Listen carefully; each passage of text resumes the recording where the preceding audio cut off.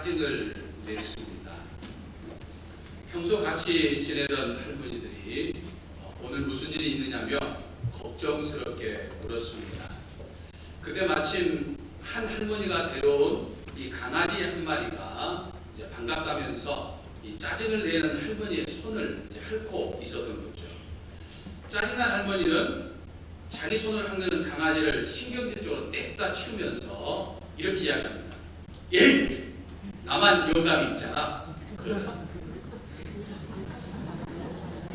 아니 무슨 말인지.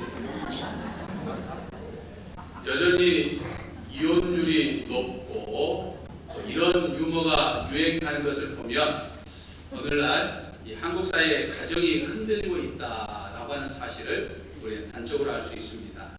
하지만 역설적으로 부부의 사랑이 얼마나 중요한가라고 하는 것을 우리는 또 깨달아 볼 수도 있습니다. 김초의 시인의 이 사랑초소에 이런 구절이 있죠. 100년 살 것도 아닌데 한 사람 따뜻하게 하기 어찌 이리 힘들어. 다시 한번 읽어드릴까요? 100년 살 것도 아닌데 내 옆에 한 사람 따뜻하게 하기 어찌 이리 힘들어 라고 하는 내용입니다. 그리스도인으로서 주님이 주신 계명처럼 정말 서로 사랑하여서 가정과 또 세상을 이 하나님의 나라로 만들어가는 것이 이 한 사람, 내 옆에 있는 한 사람을 따뜻하게 만드는 일부터 시작이 되는데 그것이 쉽지 않다라고 하는 것들을 우리는 종종 느끼며 살아갑니다. 어떤 마음으로 살아야 내 옆에 살아가는 한 사람을 한평생 온전히 사랑하면서 따뜻하게 살 수 있을까요?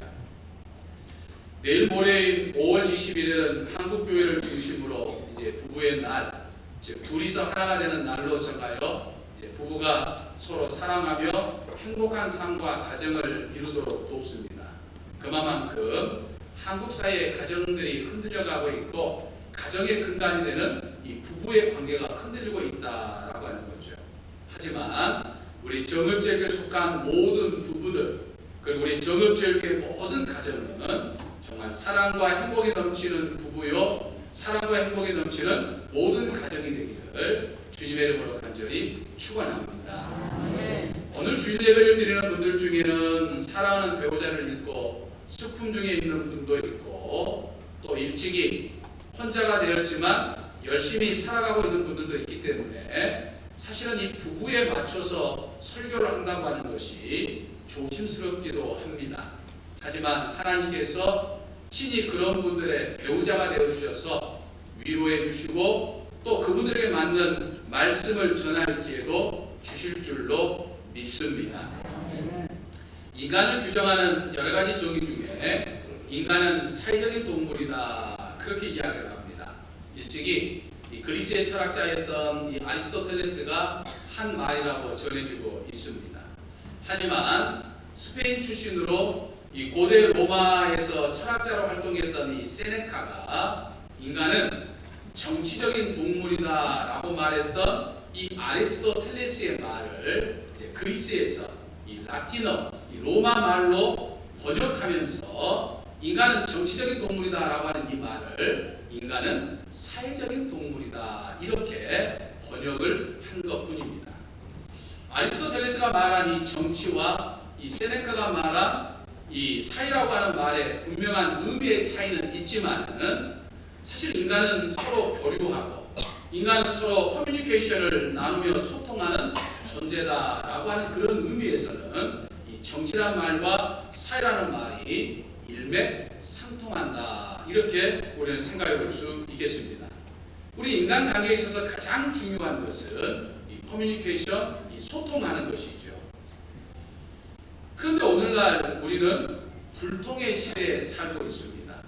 같은 시대에 살고 있고 같은 언어를 이야기하고 있으면서도 서로 말이 통하지 않는 그런 불통의 시대를 우리가 살아가고 있죠. 남과 북이 불통입니다. 여당과 야당이 불통이죠. 촛불 집회와 태극기 집회가 불통입니다. 어제 5.18을 맞이해서 강주에서 기념 행사를 하면서 이 함께 참여하고 있지만 참여한 사람들이 서로 생각이 다르는 불통을 가지고 있지요. 오늘날 인터넷과 통신의 발달로 뭐 페이스북이라든지 또는 카카오톡이라든지 또는 트위터 등 이 막강한 네트워크를 갖고 있는 이 SNS로 인해서 인간관계가 이제는 1차적인 관계를 넘어서서 다차원적이고 또 무작위적으로 아주 다양하게 소통하면서도 실제로는 서로가 말이 통하지 않는 이 불통의 시대에 살아가고 있다라고 하는 거죠. 한 공간에 살고 있는 가족 간에도 불통합니다. 그리고 한 이불을 덮고 사는 부부 간에도 말이 통하지 않아요. 불통이 있죠. 그래서 인간관계 전문 상담가인 이 게리 체프먼 박사는 수십 년 동안 인간관계와 부부관계에 대해 상담하면서 사랑하지만 서로 언어가 다르고 사랑하지만 마음이 전달되지 않아서 오해가 쌓이고 또 상처가 쌓이고 결국에는 결별까지 하는 사람들을 연구하면서 이런 결론을 내렸습니다. 모든 사람은 사랑받고 사랑하기를 원하는 욕구를 가지고 있다. 각 사람의 생김새와 성격이 다르듯 사람마다 사랑하는 방식이 다르다. 사랑하는 사람과 관계를 원만히 하기 위해서는 사랑의 언어를 이해해야 한다. 이렇게 이야기합니다. 그러면서 이 게리 체프먼 박사는 이제 임상 체험을 통해서 여러 부부들의 임상 체험을 통해서 얻은 결론으로 정말 부부가 행복한 결혼생활, 행복한 가정생활, 행복한 부부생활을 하기 위해서는 이 5가지의 언어가 필요하다라고 하는 것을 이야기합니다.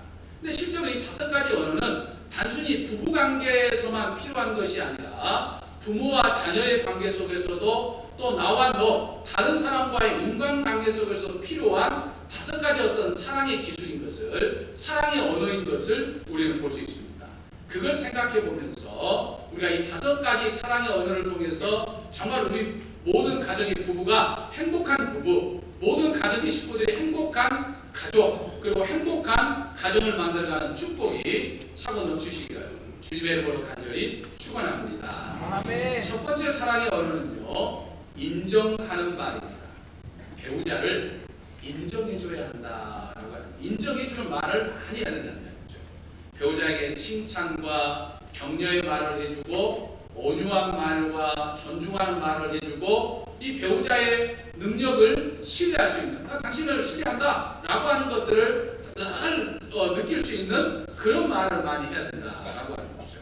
이게 부부관계만 그렇겠습니까? 부모와 자녀의 관계도 마찬가지고 인간과 인간의 관계도 마찬가지 아니겠습니까? 두 번째 사랑의 언어는요, 부부가 함께하는 시간입니다.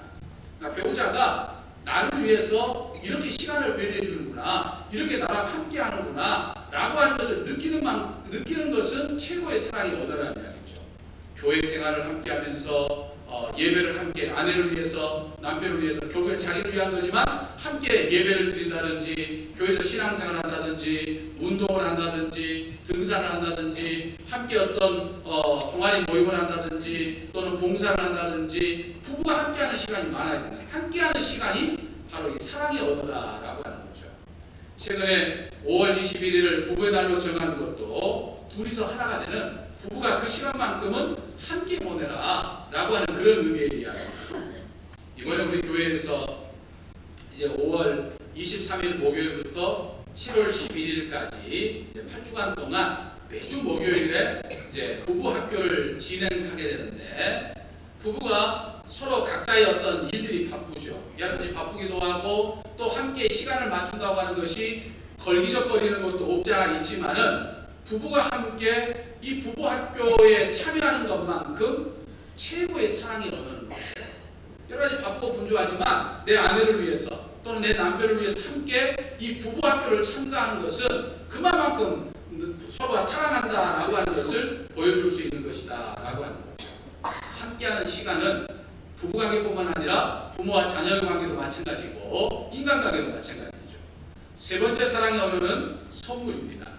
생일이나 기념일 등의 선물을 통해서 사랑에 표현할 수 있어야 되는 거죠. 선물은 마음의 표현이기도 하고 사랑의 징표이기도 하죠. 왜냐하면 선물을 준비해서 사려고 하면 뭘 사야 될까, 어떤 걸 좋아할까 이런 것들을 생각하기 때문에 결국에는 받는 배우자를 생각하게 되어 있는 것이죠. 그러니까 그런 선물을 주고받는 걸 통해서 사랑의 언어를 표현하게 되는 것이다라고 하는 거죠. 네 번째 사랑의 언어는 봉사입니다. 배우자를 도울 수 있어야 된다라고 하는 거죠. 서로를 도와줌으로 사랑을 표현한다는 거죠. 성경은 배우자를 가르쳐서 뭐라고 그럽니까? 서로 돕는 베이필이다. 이렇게 이야기를 합니다. 그러니까 배우자가 원하는 것이 무엇인지를 알고 도와줄 수 있어야 된다라고 하는 거죠. 다섯 번째 사랑의 언어는요, 스킨십이죠. 접촉입니다. 손을 맞잡는다든지 접촉이죠. 스킨십은 어른 아이 남녀노소 할 것 없이 사랑을 표현할 수 있는 가장 좋은 언어 중에 하나이죠. 접촉은 친밀감을 주게 되는 거죠. 그래서 이제 연세가 지극하신 머리가 하얀 노인분들이 산책을 하면서 같이 손을 잡고 걸어가는 모습을 보면 정말 그 모습이 아름답기도 하지만 부부간에 서로 사랑의 체온을 느낄 수 있는 가장 좋은 사랑의 언어가 된다라고 하는 거죠. 물론 요즘에는 다른 사람과의 신체 접촉은 함부로 해서는 안 되죠. 그러나 부부간의 신체 접촉은 많이 할수록 좋다. 사랑을 드러낼 수 있는 사랑의 언어다라고 하는 거죠. 여러분, 이 다섯 가지를 우리가 생각해 보면 이 다섯 가지 모두가 단순히 어떤 부부의 관계만 국한되는 것이 아니고 부모와 자녀 간에 그리고 인간과 인간 간에 필요한 모든 것들인 것을 볼 수 있습니다. 그래서 이 다섯 가지의 사랑의 언어를 통해서 우리 주님이 주신 말씀처럼 서로 사랑하며 살아야 하는 부부가, 서로 사랑하며 살아야 하는 부모와 자녀가, 그리고 주변 사람들과 서로 사랑하는 삶을 살아야 하는 우리 모두가 반드시 실천해야 할 실천 지침인 것들을 볼 수 있습니다. 새 계명을 이루는 이 원리임을 우리는 깨달아 볼 수 있죠. 그래서 이 다섯 가지의 이 원리를 통해서 정말 여러분들이 서로 인정하는 말, 함께하는 시간, 그리고 선물, 또 봉사, 그리고 스킨십, 이 다섯 가지를 통해서 정말 행복한 가정, 또 행복한 삶, 그리고 행복한 부부가 되는 축복이 저와 그리고 우리 모두에게 있으시기를 주님의 이름으로 간절히 축원합니다. 아멘. 기도하겠습니다. 십자가를 통한 참 사랑을 보여주신 우리 주님, 저희를 먼저 주의 자녀로 불러주신 것은 저희를 통해 이 땅에 사랑이 넘치고 저희 가정에 사랑이 넘치고 저희 부부가 사랑이 넘치게 하기 위함임을 믿습니다. 주님께서 주신 이 새 계명을 온전히 이루어가는